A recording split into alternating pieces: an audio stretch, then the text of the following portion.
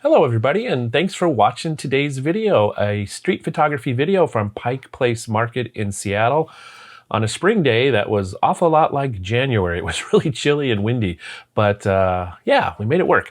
As always, I'm going to do some photo thoughts here, and we're going to start with gear, conversation about gear. I took a different set of lenses with me this time to accompany my Fujifilm X-H2S, and here's what I took. To start, I used the Sigma 18 to 50mm f2.8. The main reason I brought this lens was to be a little smaller and lighter than the Fujinon 16 to 80 f4, also to get me a little bit more light. It's pretty dark in the market. I knew I was going to probably be at ISO 1600 most of the time, so that extra stop on the aperture to get me a little bit faster shutter speed was ideal.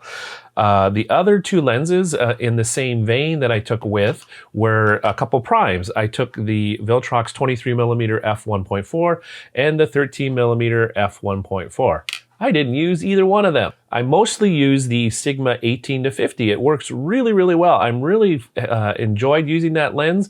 It's small, fast, in focusing. It's really lightweight, and it's really easy to use in a crowded setting like at the market. I did get a comment on the video I made when I did a first impression video of the 18 to 50 Sigma about it has a lot of vignetting at f2.8, and I mentioned I didn't really notice it.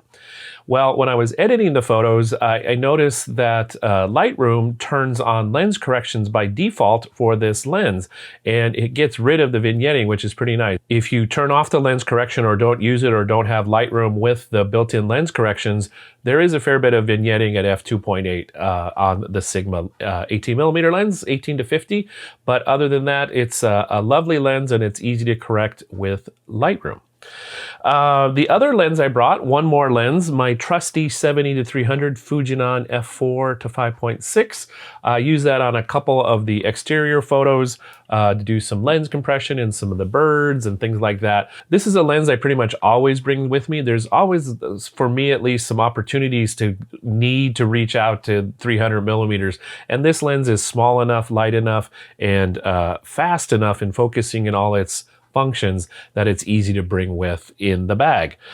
Speaking of things I really like about the Sigma, I forgot to mention, I almost was going to bring the Fujinon 30mm macro, but for what I was going to do at the market, one of the nice things about this lens is it also focuses very close. Not quite macro, but it focuses really close, and you'll see that in some of the photos.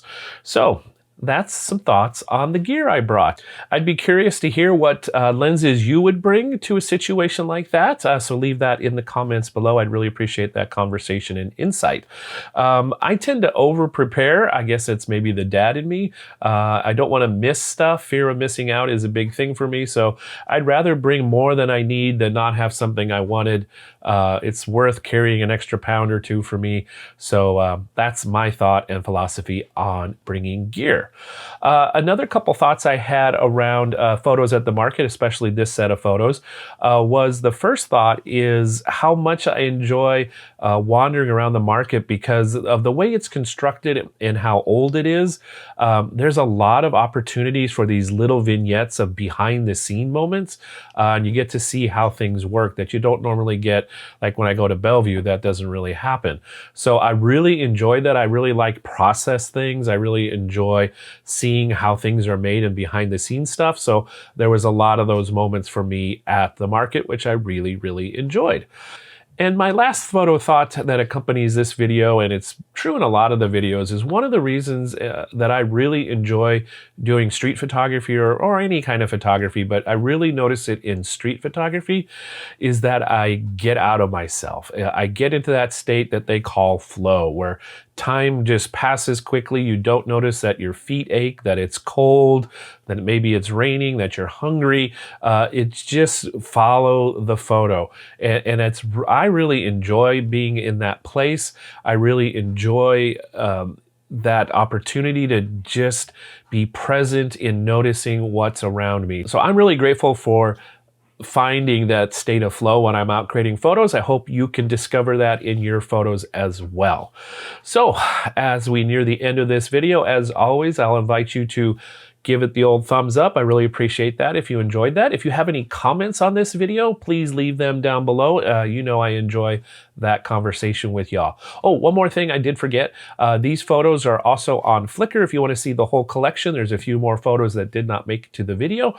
That's on Flickr, and the link for that is also down below. So there we go, another set of photos. So I hope you enjoyed them. Appreciate the time that you gave in watching them, and look forward to seeing you in a future video. So until that time comes where I see you in that future video, stay safe, stay well, and have fun creating photos.